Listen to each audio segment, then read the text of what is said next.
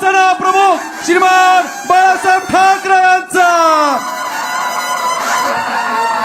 अखंड हिंदुस्थानचे हिंदू हृदय सम्राट, मानाचे मानबिंदू, हिंदू हिंदू हिंदू हिंदू अस्मितेचे शिरोमणी, महानेता, लोकनेता, सरसेनापती श्रीमान बाळासाहेब ठाकरे यांचा, धर्मवीर आनंदीगे साहेबांचा, महाराष्ट्र राज्याचे लोकप्रिय मुख्यमंत्री, शेतकऱ्यांचे कैवारी, कष्टकऱ्यांचे कैवारी, महाराष्ट्राचे भाग्य विधाते, महाराष्ट्राचा डहाण्या वाघ नामदार एकनाथराव शिंदे साहेबांचा.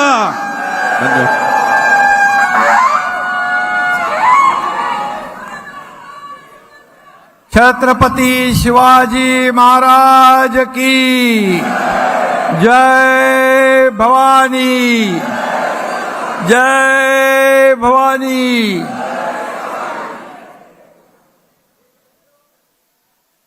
हिंदू हृदय सम्राट बाळासाहेब ठाकरे यांचा, धर्मवीर आनंदीगे साहेबांचा आणि तुमच्या सगळ्यांचा. कारण आपण 7 जागा जिंकलोय ना, त्यामुळे तुमच्या सगळ्यांचं अभिनंदन.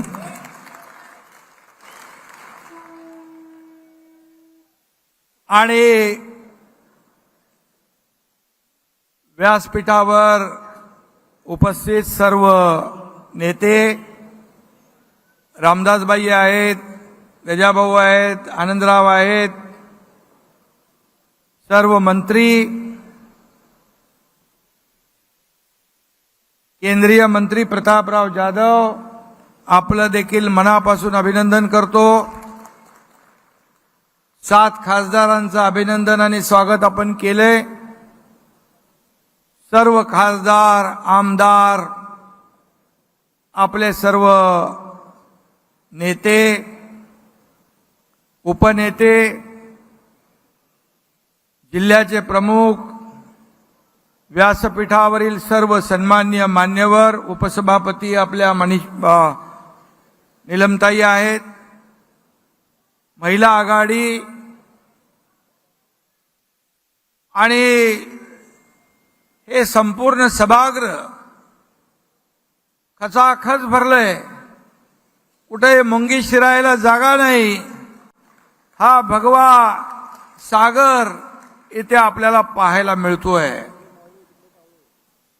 आणि जमलेले सर्व शिवसैनिक बांधव, भगिनी, माता आणि पत्रकार मित्रांनो,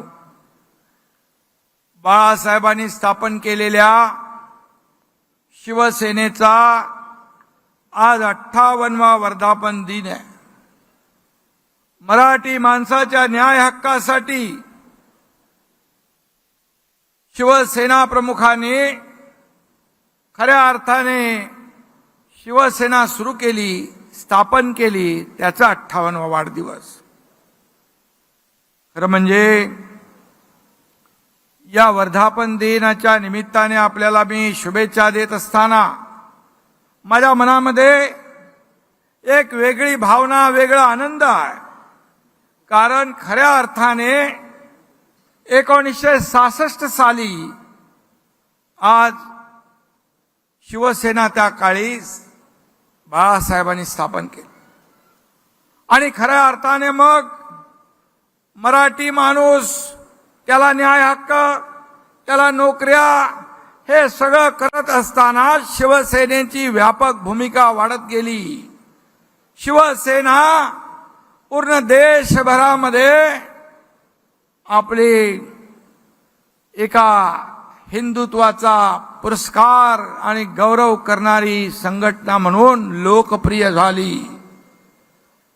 आणि आज शिवसेना वर्धापन दिन आहे. शिवसेना वाढली ठाण्यात, शिवसेना वाढली कोकणात, शिवसेना वाढली संभाजीनगरमध्ये, शिवसेना वाढली महाराष्ट्रामध्ये. आणि हे सर्व शिवसेनेचे बालेकिल्ले आहेत.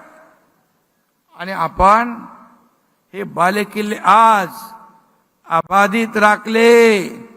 कोणी म्हणाला ठाणे पडेल, कल्याण पडेल. महाराष्ट्रामध्ये आज आपण पाहिलं ठाणे कल्याण 2-2 लाखापेक्षा जास्तीच्या मताधिक्याने आपण जिंकलं.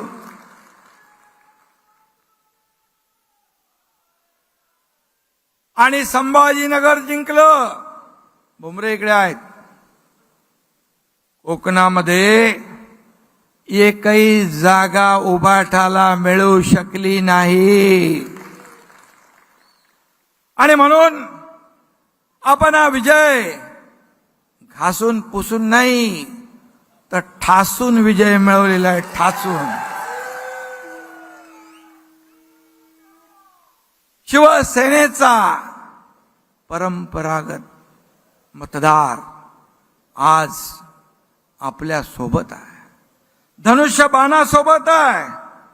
आणि शिवसेनेच्या हक्काच्या मतदारांनी आपल्या शिवसेनेवर विश्वास ठेवलाय. आणि म्हणून मी तमाम शिवसैनिकांचं आणि शिवसेनेवर भरभरून प्रेम करणाऱ्या मतदारांचं मनापासून अभिनंदन करतो, मनापासून त्यांना धन्यवाद देतो. आणि त्यांच्या समोर मी नम्रपणे नतमस्तक होतो. आज काँग्रेसच्या दावणीला बांधलेली शिवसेना सोडवण्यासाठी, बाळासाहेबांचे विचार जपण्यासाठी 2 वर्षापूर्वी आपण उठाव केला. मगाशी आपल्या वाघमारे ताईंनी सांगितलं, मी सगळ्यांची भाषणं ऐकत होतो येताना गाडीमध्ये. वंशे साहेब कुठे आहेत? गुलाबरावचं इथंच ऐकलं, बोरणारेंचंही ऐकलं. आणि म्हणून 2 वर्षापूर्वी जे आपण उठाव केला तो खऱ्या अर्थाने आज या निवडणुकीमध्ये त्याच्यावर जनतेने शिक्कामोर्तब करून दाखवलं. आणि आज आपण घेतलेला निर्णय कसा योग्य होता या निवडणुकीमध्ये आपण पाहिलं. आणि दाखवलेला जो मतदारांनी विश्वास आहे त्याला हा एकनाथ शिंदे तडा जाऊ देणार नाही, हा शब्द मी या ठिकाणी द्यायला आलो. आज बाळासाहेब असते तर काय म्हणाले असते? जमलेल्या माझ्या तमाम हिंदू बांधव भगिनी आणि मातांनो, आज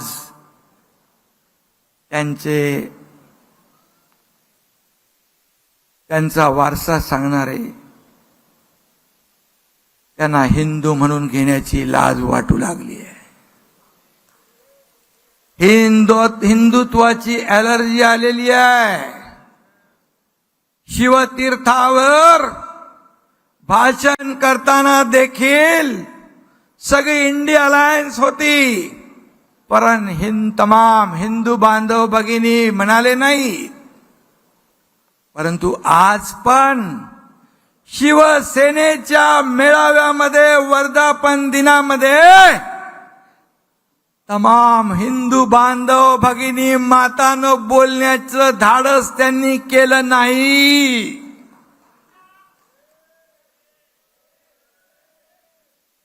कसलं हिंदुत्व आहे तुमचं? कुठं गेलं हिंदुत्व? अरे बाळासाहेबांचं नाव घेण्याचा अधिकार देखील तुम्हाला राहिलेला नाही. बाळासाहेबांचा फोटो लावून तुम्हाला मत मागण्याचा देखील नैतिक अधिकार राहिलेला नाही.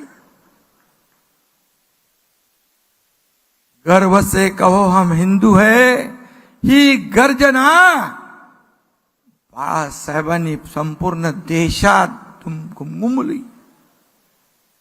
गाजवली. आणि मी हिंदू आहे, मी हिंदू आहे, मी हिंदू आहे. आमचं हिंदुत्व असं आहे, आमचं हिंदुत्व आहे. कुठं गेलं हिंदुत्व?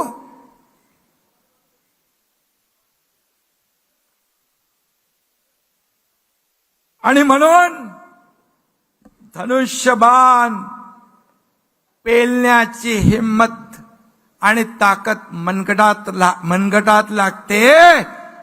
ते मनगट आपलं शिवसेनेचं आहे.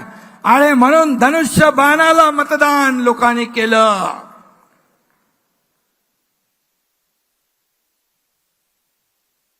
आणि एवढी कसली लाचारी मतांसाठी? बाळासाहेबांच्या विचारांना तुम्ही तिलांजली दिली. बाळासाहेबांचे विचार तुम्ही पायदळी तुडवले.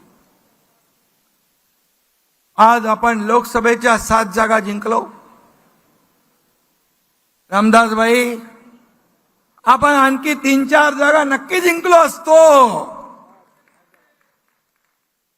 त्या जागा 5 जागा.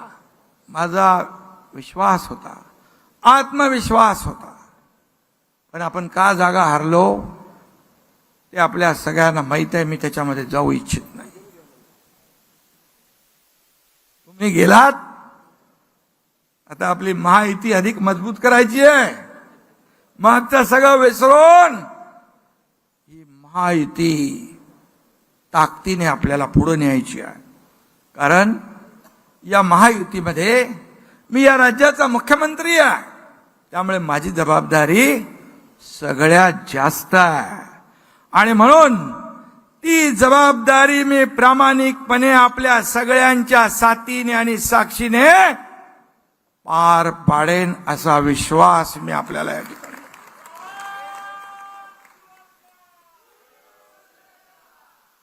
या सर्व वावटळीमध्ये, या एकंदर राजकीय परिस्थितीमध्ये शिवसेनेचा मूळ जो आधार आहे, जो मतदार आहे, तो शिफ्ट झाला नाही. तो दुसरीकडे गेला नाही. तो आपल्याकडे वळला, धनुष्यबाणाकडे वळला. याचं उदाहरण शिवसेनेच्या 19% मतदार होते. शिवसेनेचे बांधवांनो आणि भगिनींनो, शिवसेनेचे 19% मूळ मतदार, त्यापैकी 14.5% मतदार या आपल्या बाळासाहेबांच्या विचारांच्या शिवसेनेकडे आले. आणि 4.5% मतं तिकडे राहिली. आता या निवडणुकीत त्यांनाही कळलंय. आणि मग इतर मतं कशी आली, कुठून आली, कसे उमेदवार जिंकले, हे तमाम महाराष्ट्राला माहित आहे. आणि म्हणून मी एवढंच सांगतो, ही तात्पुरती आलेली सूज आहे. सूज येते ना, सूज उतरते पण ना काही दिवसांनी. आणि म्हणून एकनाथ शिंदे संपणार, शिवसेना संपणार असं काही जण बरळत होते. पण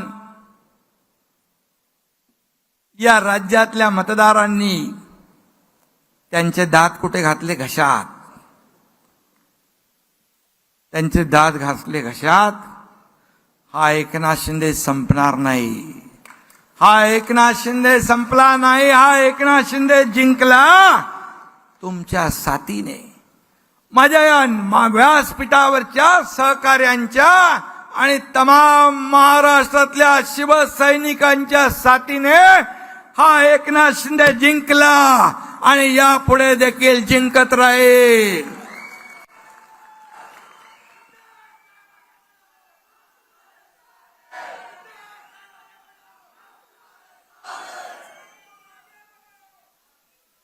अरे हा एकनाथ शिंदे बाळासाहेबांचा सच्चा कार्यकर्ता आहे. धर्मवीर आनंद दिघे साहेबांचा चेला आहे.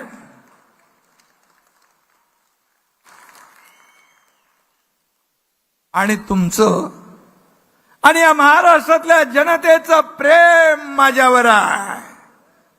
आणि जोपर्यंत हे प्रेम माझ्या सोबत आहे तोपर्यंत एकनाथ शिंदे घाबरणार नाही. एकनाथ शिंदे तर कधीच घाबरला नाही. जे नको नको ते धाडस जे आयुष्यामध्ये या देशात कुणी केलं नाही त्या एकनाथ शिंदेने करून दाखवलंय. त्यामुळे भीती आणि डर हे माझ्या रक्तात नाही, माझ्या शब्दकोशात नाही. राजकीय पंडित काय सांगत होते? 1-2 जागा येतील, ठाणे आजचं जाईल. महेश मस्के कुठे गेले? ते पण टेन्शन मध्ये होते. अरे ठाणे हा एकनाथ शिंदे आणि दिघे साहेबांचा बालेकिल्ला आहे.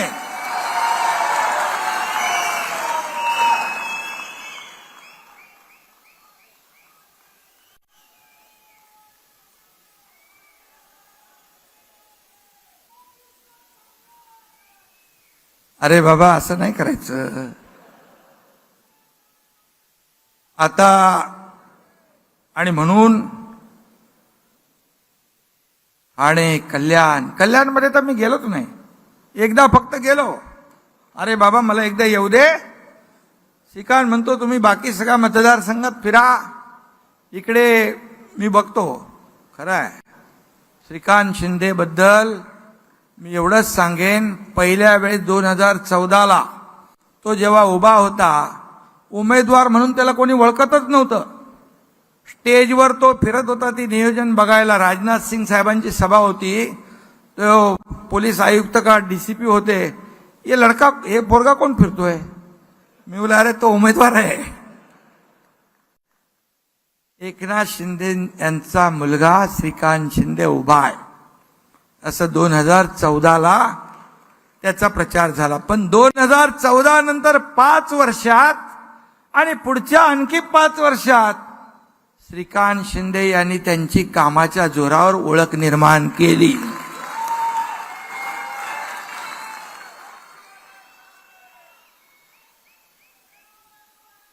आणि म्हणून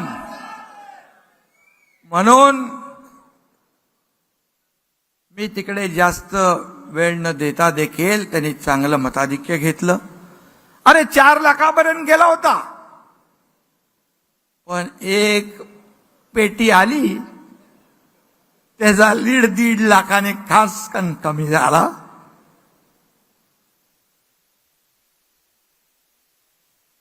आणि म्हणून मी मगाशी जे म्हणालो, कोकणात उबाटा साप, ठाणे कल्याण पालघर संभाजीनगर सगळं साप.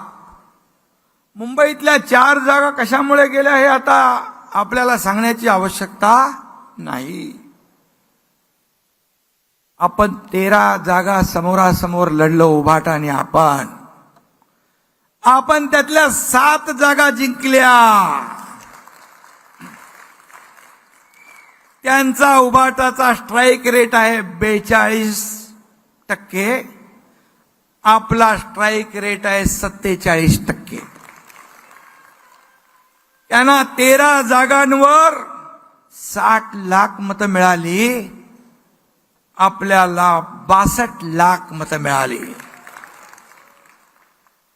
आपल्या 15 उमेदवारांना 74 लाख मतं मिळाली. म्हणजे प्रत्येकाला सरासरी रामदासभाई 4,93,000 मतं. आणि त्यांच्या 21 उमेदवारांना किती मिळाली? आपल्याला 4,93,000, त्यांना 4,50,000. म्हणजे आपण सगळीकडे त्यांच्यापेक्षा सरस कोण आहे? खरी शिवसेना, बाळासाहेबांची शिवसेना, धनुष्यबाणाची शिवसेना आणि तुमच्या सर्वांची शिवसेना सरस ठरली.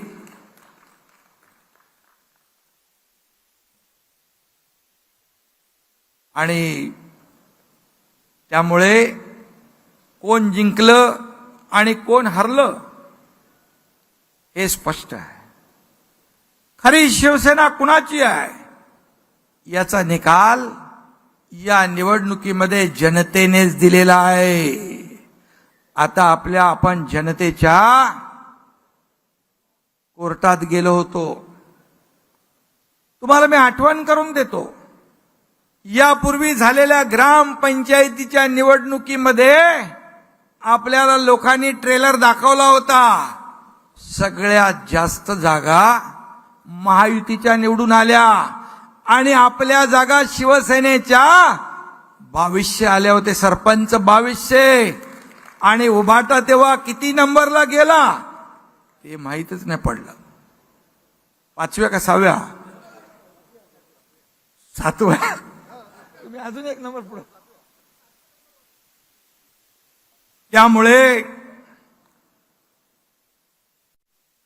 आता खरी शिवसेना आणि दुसरं मी सांगत नाही कोण आहे हे सांगण्याची आवश्यकता नाही. आणि म्हणून वर्धापन दिन साजरा करण्याचा अधिकार हा तुमचा आणि आमचाच आहे. आता त्यांना दुसरं काहीतरी नाव ठेवायला पाहिजे. काय उभाटा आहे वाटतं, उठा बसा संघटना. काँग्रेस 328 जागा लढवून फक्त 99 जागा जिंकले. काटावर पण पास नाही झाले.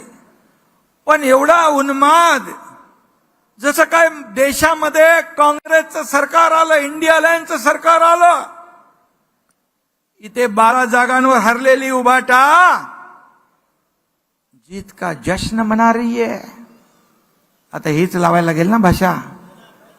जीत का जश्न मना रही है. गिरे तो भी टांग ऊपर, ही मन लागू होते हा.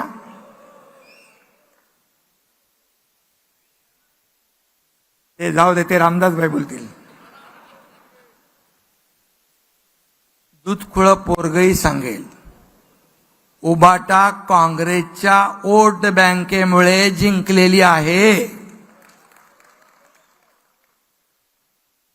आणि त्या वोट बँकेने त्यांना तारलंय. अरे 21-22 जागा लढून 9 जागा आल्या. आणि म्हणून सत्तेसाठी विचार, बाळासाहेबांचे विचार सोडणारे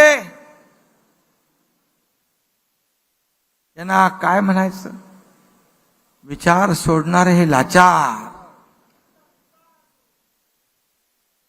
आणि काँग्रेसला गाडण्याची भाषा नेहमी बाळासाहेब करायचे.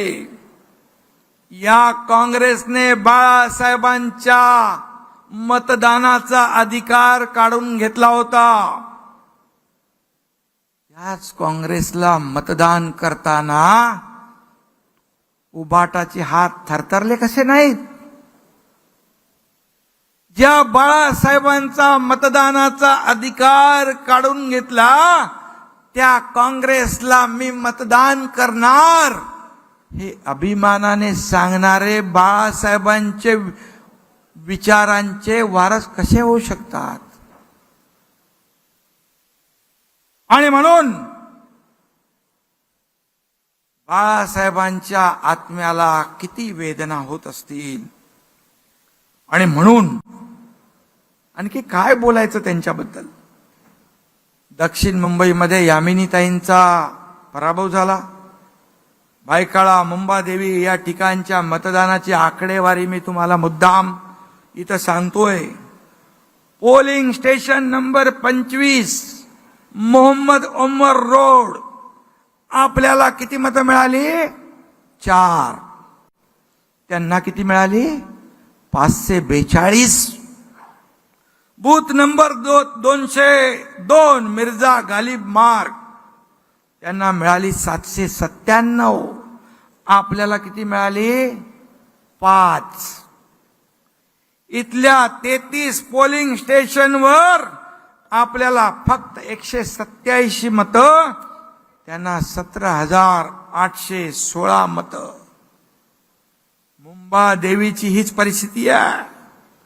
सिंगल डिजिट मध्ये आपल्याला मतदान आणि त्यांना आपल्याला 241, त्यांना 20,045. आता तुम्हाला कळलं कशाच्या जीवावर ते जिंकले, कुणाच्या मतांवर जिंकले. आणि राहुल शेवाळ्यांचं पण असंच आहे. राहुल शेवाळे 2-3 मतदारसंघात पुढे आले आणि गोवंडी आणि ट्रॉम्बे, धारावी इथं लीड गेला त्यांचा सगळा. ते एवढी अणुशक्तीनगर, मी त्यांना विचारत होतो काय परिस्थिती, बोले काही प्रॉब्लेम नाही, सगळं ठीक आहे. त्यांनाही माहित नव्हतं की काय चाललंय आतून. 1% मत आपल्याला आणि 99% मत त्यांना. हे कसलं आणि कुठलं मतदान, कुठल्याही मतांची टक्केवारी. इथे कुठला मोबाईल फोन लावून ईव्हीएम हॅक केलं होतं त्यांनी, सांगा बरं. 99% मत तुम्हाला. ही लोकशाही कुठली? मग आम्ही घ्यायचं का ईव्हीएम वर संशय? तुम्ही कुठला OTP टाकून ईव्हीएम हॅक केला होता ते? तुम्ही जिंकला म्हणजे ईव्हीएम चांगलं, तुम्ही हरला म्हणजे ईव्हीएम वाईट. अरे ईव्हीएम हॅक करता आला तर वयामिनी ताईनी शेवाळे दोघंही जिंकले असते ना. आपल्या रवींद्र वायकर यांचा विजय त्यांच्या फार जिवारी लागलेला आहे. बघा,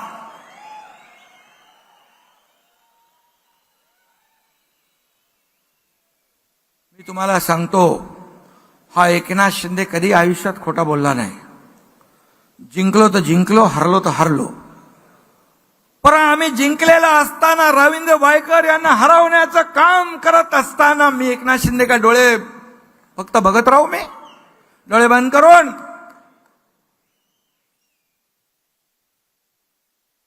मग ते कुठलं मोबाईल, कोणाचा मोबाईल, तिथं मोबाईल बरेच असतात, तिथं फोनवर बोलल्यावर मोबाईलने हॅक केला.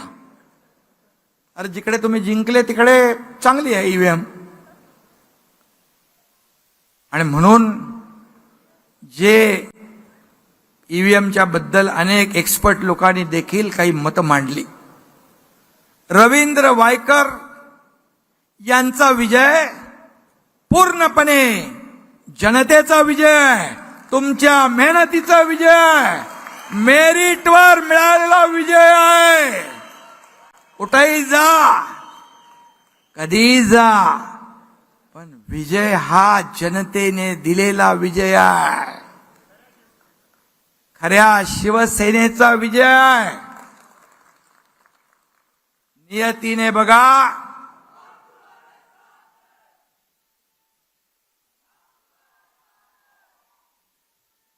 त्यांचे पण माझ्याबद्दल काही वेगळी मतं होती, मलाही त्यांच्याबद्दल काही वेगळी मतं होती. पण हे कोण करत होतं? पक्षाचे प्रमुख. कोण? पण त्यांना कळलं की अरे हा माणसाला भेटल्यानंतर कळलं हा माणूस कुठल्या मनाचा आहे. हा सच्चा माणूस आहे. आणि जिथं आपण एवढे वर्ष होतो त्याची कारस्थानं काय काय झाली, कशी कशी आमच्यामध्ये दुही निर्माण केली हे देखील पाहिजे. आणि म्हणून नियती कुणालाही सोडत नाही, कुणालाही माफ करत नाही. उबाठा अतिशय खोटारडा पक्ष आहे. खोट आणि रडा, सतत खोटं बोलायचं आणि सारखं रडत बसायचं. त्याला काय नाव दिलं पाहिजे? अरे ढोंगी नाही, रडणाऱ्याला कुठला ढोंगी? रडेगट दिला पाहिजे, रडेगट. सारखाच रडीचा डाव. अरे त्याचं नाव नका घेऊ.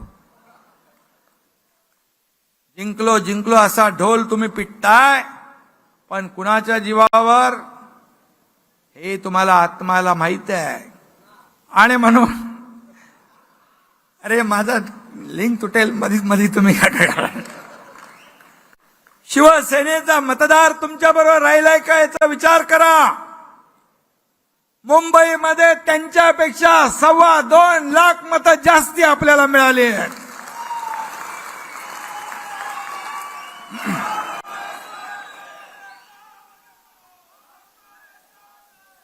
उबाटाच्या मिरवणुका आपण पाहिल्या? उबाटाच्या मिरवणुका पाहिल्या का? निवडणूक प्रचारात झेंडे बघितले? पाकिस्तानचे हिरवे झेंडे फडकत होते. भगव्या झेंड्यावर हिरव्या झेंड्याने वार करत होते. हा व्हिडिओ मी बघितलाय, तुम्ही बघितलाय? बघून घ्या. लाज नाही वाटली? मतांसाठी किती लाचार व्हाल, किती लाचारी पत्कराल. हिंदू धर्माच्या छत्रपती शिवरायांच्या पवित्र भगव्याची एवढी अवहेलना कधी पाहिली होती? याचं उट्ट तुम्ही विधानसभेत काढणार की नाही? यांची जागा तुम्ही दाखवणार की नाही?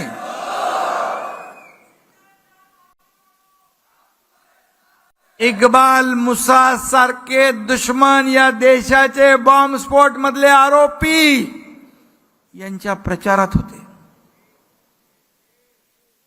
त्याची दुसरी खबर काय होती? कोण तो बॉम्बस्फोटातला आरोपी? याकूब मेमन. त्याचं उदात्तीकरण तुम्ही केलं. त्याचे कार्यकर्ते तुमच्या ऑफिसमध्ये फिरत होते. मतांसाठी पाकिस्तानच्या कसाबला तुम्ही डोक्यावर घेतलं आणि तुम्ही म्हणू लागलात काय आपले ते साळसकर, कामटे आणि ओंबळे, करकरे,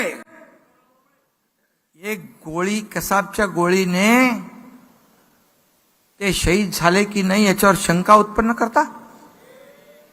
अरे ज्या ओंबळेंनी कसाबला AK-47 सकट पकडला, अख्ख्या गोळ्या पोटात घेतल्या, पण कसाबला सोडलं नाही, त्याच्यावर, या शहीदावर तुम्ही प्रश्नचिन्ह निर्माण करताय.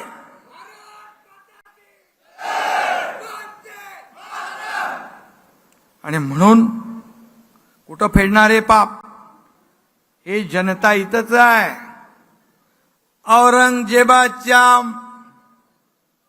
औरंगजेबाचे गोडवे गाणाऱ्यांच्या मांडीला मांडी लावून तुम्ही बसताय. ज्या छत्रपती धर्मवीर संभाजी महाराजांना हलाल करून मारलं, डोळे काढले, अंगाची सालटी सोडली, गरम शिगांचा वापर केला, जीभ छाटली, त्या औरंगजेब त्याची वाहवा करणाऱ्यांच्या बरोबर बसता. लाज वाटत नाही? थोडी जनाची नाही तर मनाची तरी. बाळासाहेबांचा तरी विचार करायचा.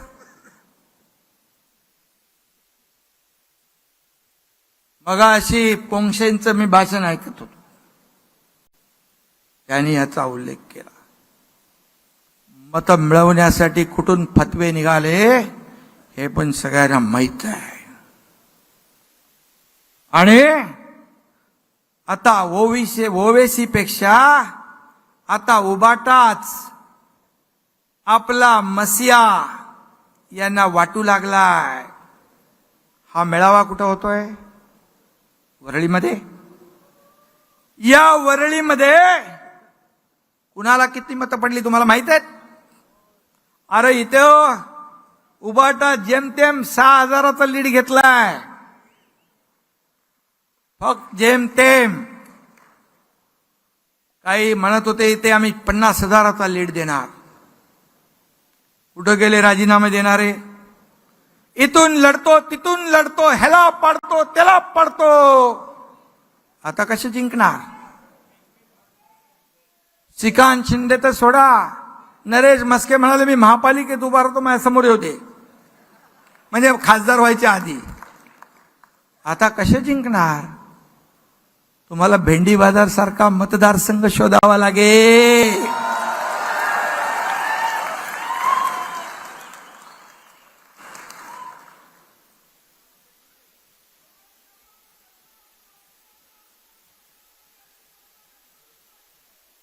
आता ती दाखवा, तुमच्या हातात आहे. मतदारसंघात नाही पत आणि माझं नाव गणपत, अशी अवस्था झाली आहे. आणि त्यामुळे बाळासाहेब म्हणायचे हिंदूच हिंदूंचे शत्रू ठरतात. यापुढे हे होणार नाही याची काळजी घेणार की नाही आपण? यापुढे असं घडणार नाही याची काळजी घेण्याची आवश्यकता आहे. आणि हे मुंबईला आणि या देशाला देखील न परवडणार आहे. आणि म्हणून वेळी सावध व्हा. अल्पसंख्याक समाजाच्या विरोधामध्ये बाळासाहेब कधीच नव्हते, आम्ही नव्हतो. नाही, रामदासभाईंनी देखील सांगितलं किती कार्यकर्ते आपल्या अल्पसंख्याक समाजाचे आहेत, पदाधिकारी आहेत, मंत्री आहेत. परंतु बाळासाहेबांचा त्यांना कधी विरोध नव्हता. परंतु बाळासाहेबांचा विरोध होता तुष्टीकरणाला, वोट बँकेच्या घाणेरड्या राजकारणाला त्यांनी कायम विरोध केला. आणि म्हणून देशद्रोही पाकिस्तान धार्जीने इथे इंडिया हरली की पाकिस्तान मध्ये फटाके वाजायचे आणि इथे पाकिस्तान जिंकल्यावर आपल्या इथे फटाके वाजवणाऱ्यांच्या विरोधामध्ये बाळासाहेब होते. देशभक्त मुसलमानांच्या विरुद्ध बाळासाहेब कधीच नव्हते आणि आम्ही पण नाही. परंतु मतांचं घाणेरडं राजकारण कुठल्या थराला जाऊ शकतं हे या निवडणुकीत आपण पाहिलंय. आणि म्हणून वोट बँकेसाठी बाळासाहेबांच्या विचारांचा घोट घेणारे अवला आज आपण पाहिले. उबाटाई चायनीज छत्रीसारखी आहे, याची काहीच गॅरंटी नाही. आज इधर कल उधर तो परसों और किधर इधर. सत्तेसाठी ते काय पण करू शकतात. आणि म्हणून आज त्यांच्या वर्तमानपत्रात मोदींच्या विरोधामध्ये काय तर लिहिलं, हेडलाईन मी वाचत होतो आणि म्हणाले महाराष्ट्र गद्दार मुक्त करणार. अरे तो तर आम्ही 2 वर्षापूर्वीच केलाय.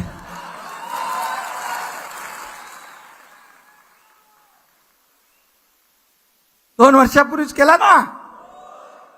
अरे शिवसेना भाजप युतीची सरकार यायला पाहिजे. कोणाचं आलं? बाळासाहेबाचं आणि मोदी साहेबाचा फोटो लावून मतं मागितली, हिंदुत्वाचा प्रचार केला. या जनतेला वाटलं महाराष्ट्रातल्या शिवसेना भाजपचं सरकार येईल. आलं कुणाचं? मग बाळासाहेबांच्या विचारांची गद्दारी कोणी केली? महाराष्ट्रातल्या जनतेच्या विश्वासाला तडा कोणी दिला? मग गद्दार कोण? मग 2022ला मी केलं ते बरोबर केलं?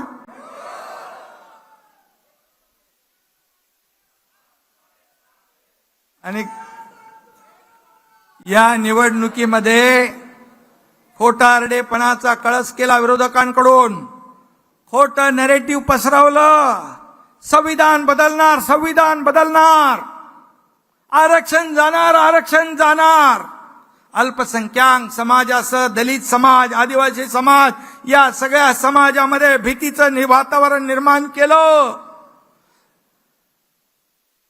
रामदासभाई मगाशी म्हणाले बॅग घेऊन आपल्याला तालुक्यावर आपल्याला जायला पाहिजे, गावागावावर जायला पाहिजे. हे खरं आहे. ही जी मंडळी आहे त्यांनी असा खोटा नरेटिव्ह पसरवण्यासाठी गावागावात गेले, सगळ्यांच्या डोक्यात घुसवलं. मोदी आले तर संविधान गेलं, संविधान गेलं तर आरक्षण गेलं. आणि म्हणून संविधान खतरे में अशी अफवा पसरवली, घाबरवलं लोकांना आणि खोटं नरेटिव्ह गावागावात गेले, सगळ्यांच्या डोक्यात घुसवलं. मोदी आले तर संविधान गेलं, संविधान गेलं तर आरक्षण गेलं. आणि म्हणून संविधान खतरे में अशी अफवा पसरवली, घाबरवलं लोकांना. आणि म्हणून शेतकऱ्यांचं, कष्टकऱ्यांचं हे सरकार आहे.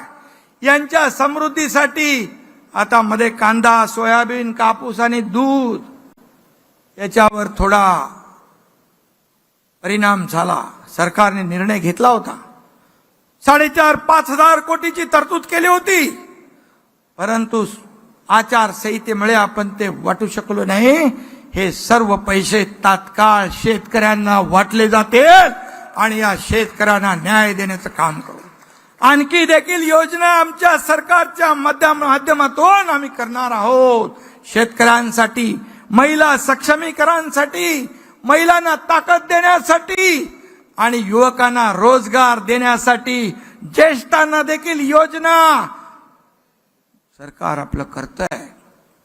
उद्योग गेले, काय उद्योग गेले? एवढा इन्व्हेस्टमेंट आपल्या राज्यात येते, याचं कारण आपली पॉलिसी आपण बदलली. सरकारने उद्योजकांना रेड कार्पेट टाकलं. उदय सामंतला मी सांगितलं, एकही कारखाना वापस जाता कामा नये, याची काळजी तुम्हाला घ्यायची आहे. आषाढी वारीचं मगाशी कोणीतरी म्हणालं, अरे परवा मीटिंग झाली, आषाढी वारकरी दिंड्यांना, प्रत्येक दिंड्यांना 20,000 रुपये आपल्या सरकारने जाहीर केले. 5 लाखाचा विमा आपण जाहीर केला, टोल फ्री केला. पोटात दुखू लागलं, अरे तुम्ही तर कधी दिले नाही, तुम्ही तर घेतले फक्त, लुबाडलं या महाराष्ट्राला. अरे आम्ही देणारे आहोत. ही वारी पंढरीची तुम्हाला नक्की घरी बसवण्याशिवाय राहणार नाही, एवढं मी सांगू इच्छितो. आता वारकरी संप्रदाय, आध्यात्मिक सगळे लोक जागृत झालेले आहेत, लक्षात ठेवा. आणि म्हणून सर्व येणारे सण मोठ्या जोरदारपणे आपण साजरे करा. आपला उत्सव, आपली परंपरा, आपली संस्कृती पुढे न्या, एवढं या प्रसंगी आपल्याला सांगतो. आणि वृक्षारोपण देखील आपलं एक मोठं अभियान आहे. महावृक्षारोपण हे ग्लोबल वॉर्मिंग, क्लायमेट चेंज, कधी पाऊस पडतो 50 डिग्री, 40 डिग्री, 45 डिग्री तापमान, यासाठी आपण देखील पर्यावरणासाठी आपलं सरकार आग्रही आहे. रामदास भाई सांगतात प्लॅस्टिक वापरू नका, प्लॅस्टिकवर बंदी आहे. प्लॅस्टिक कुठे वापरत असेल त्याला पकडा लागेल. आपण भाई वृक्षारोपणाबरोबर बांबूची देखील लागवड करतोय. विरोधकांसाठी नाही बाबा, पर्यावरणासाठी. हे बांबू ऑक्सिजन ज्यादा देतो, कार्बन डायऑक्साईड ज्यादा शोषतो. नाही तर दुसरं काहीतरी, वेगवेगळ्या व्हरायटीचे बांबू लागतील ना, वेगवेगळ्या व्हरायटीचे लागतील. आणि म्हणून मी आपल्याला एवढं सांगतो, राज्यामध्ये आरोग्य अभियान देखील आपण सुरू करतोय. गाव तिथे शाखा सुरू व्हायला पाहिजे. शिवकुटुंब संपर्क अभियान आपण सुरू करतोय. त्या माध्यमातून घराघरामध्ये जा, सरकारी योजनांच्या लाभांची माहिती द्या, त्यांच्याशी संपर्क करा. प्रत्येक शिवसैनिकांनी, पदाधिकाऱ्यांनी आठवड्यात किमान 10 कुटुंबाला घरांना तरी भेट द्या आणि त्यांच्याशी बोललं पाहिजे. त्यांच्या समस्या ऐकून घेतल्या पाहिजे. फक्त निवडणुकापुरता आपण संपर्कात न राहता कायम त्यांच्या संपर्कात आपण राहा. आणि नेता हा नेता किंवा कार्यकर्ता हा घरात नाही तर लोकांच्या दारात शोभून दिसतो. लोकांची सेवा करताना तो चांगला दिसतो. हे लक्षात ठेवा. नाही तर वर्क फ्रॉम होम नको, आपल्याला होम टू होम जायचंय. आणि म्हणून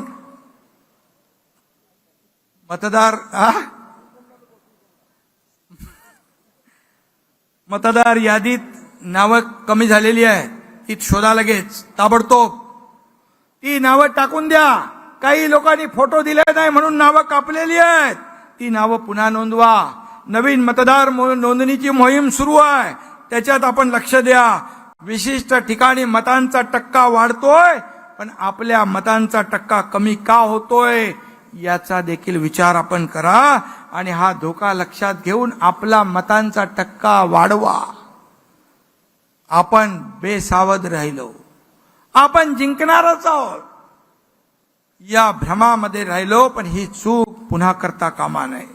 आणि म्हणून मतदार संघ न्याय आपण कुठे कमी पडलो, आपण कुठे चुकलो याचं आत्मपरीक्षण करा, अभ्यास करा आणि त्यानुसार आत्ताच आपल्याला स्ट्रॅटेजी ठरवण्याची आवश्यकता आहे. मला आता रामदासबाई मगाशी मलाही बोलले आणि जाहीर भाषणातही बोलले.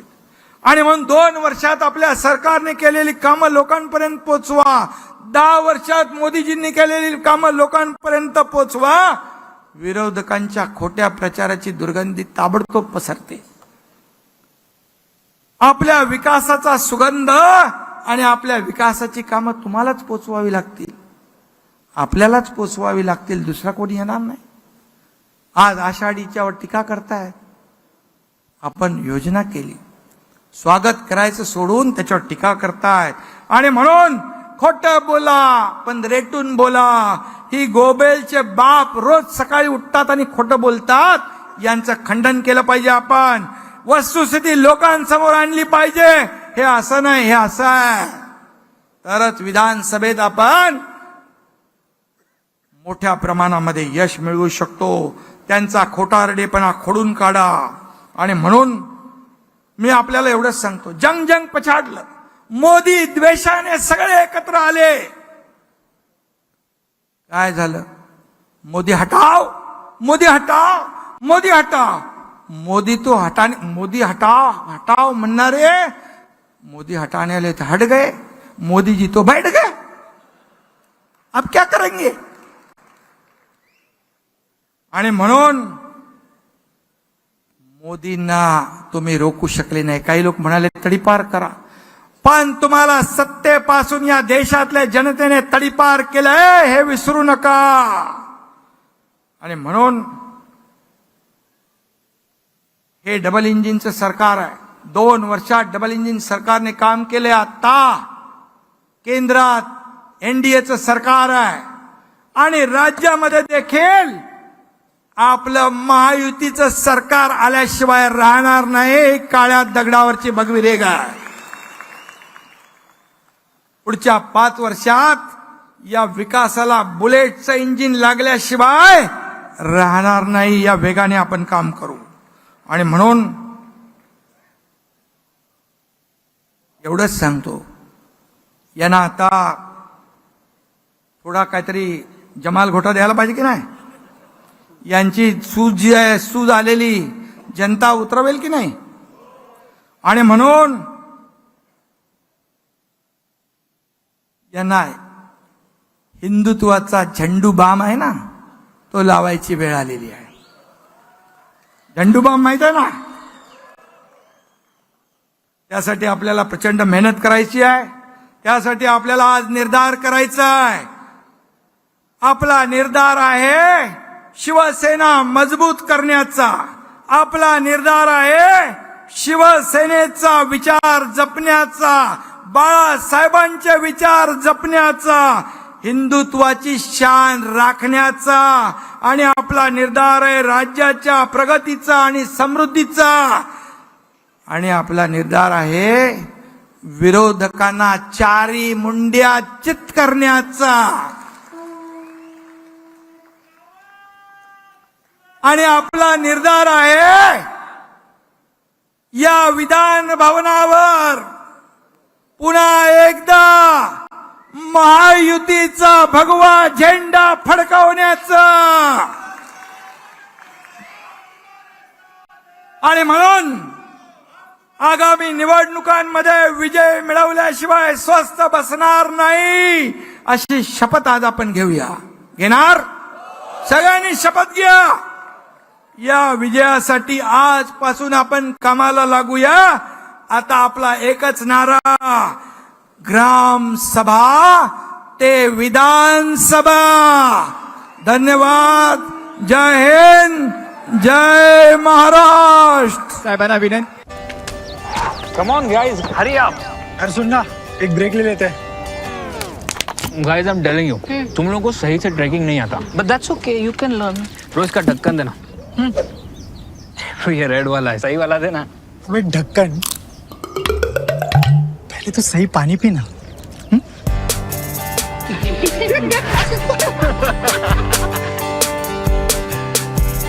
Manikchand Oxyrich, proudly Indian.